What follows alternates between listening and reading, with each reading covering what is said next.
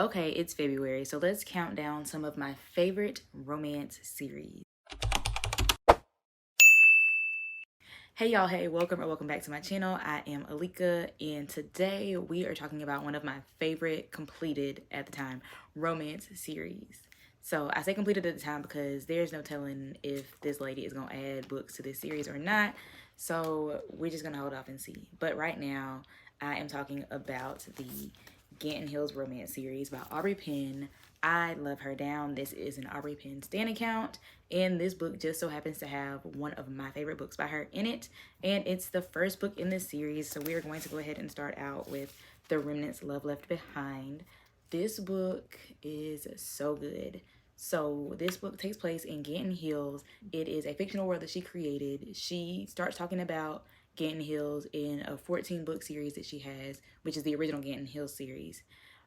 These are spin-offs of that happen to take place in that same world, and this is her Ganton Hills romance series.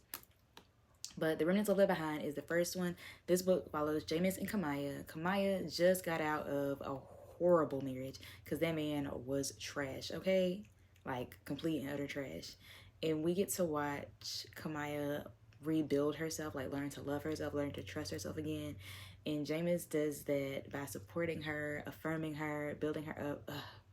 I just love this book.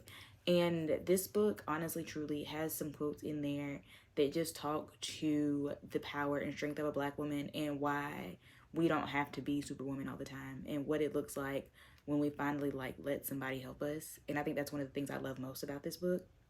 Top tier chef's kiss. This is book one. Book two is Because of You.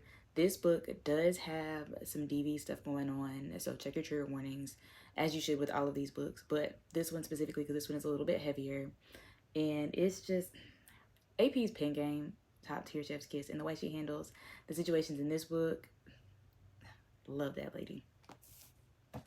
Now, third book in the series ends on a random wild cliffhanger. Like, for the longest, I would not read this book. Like, would just skip over it. Didn't want to read it. Because, I mean, okay, look at the cover. Doesn't this give cute Christmas romance? It's not.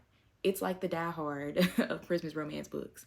There's so much going on. The cliffhanger wasn't what I thought it was going to be, but it was wild. And I asked her when we get in the rest of this. She said she don't know them people no more. So it's above me when we're going to get the rest of this, like whatever happens in this book, because I really need to know. But baby, this book, it was worth the wait. Like, I probably should have read it sooner because it wasn't as bad as I thought it was going to be. But top tier chef's kiss, loved it down. Now, this next book, me and this next book have some issues because I talk shit about this book at least 4 times a year. So quarterly. And that is Spinning the Block.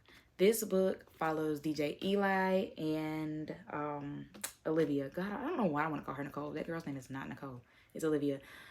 Eli and Olivia experience something traumatic. Eli gets sent away to try to like protect himself, make his life better. He was only supposed to be gone a year. He ends up being gone 7. By the time he comes back, Olivia's life has fallen to shit. And he just comes in, barging in, trying to make it right. Whatever. One of my biggest pet peeves with this book, and it's not even a real pet peeve. Like, it was just one of those things where I was reading. I was like, bro, for real? When he comes back, one of the first things he says to her is he quit her job for her, and she could either show up to the job that he had for her, or he could put a baby in her and make her a millionaire. Like, sir, why would you say that to me? Why why would you say that to me? Like, please be so for real. You've been gone for way longer than you were supposed to be, and that's one of the first things you say to me? Go to hell. But watching their love story was just so beautiful, especially when you know where they came from and what they went through. Like, sis folded like a lawn chair. She did. But after everything that he did to get her back, I don't really blame her. And last but not least is Give Good Love. This book, I absolutely adore it. Love it down. So much happened in this book. But it was... I am really bad at spoiling books, if y'all haven't noticed. I be trying not to.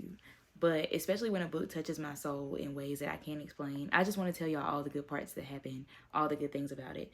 But I will say, this probably is my second favorite in the entire Gantt Hills romance series. I have reread this book at least twice. I probably need to reread it again. This book was just so good. The love story, because my girl was going through it.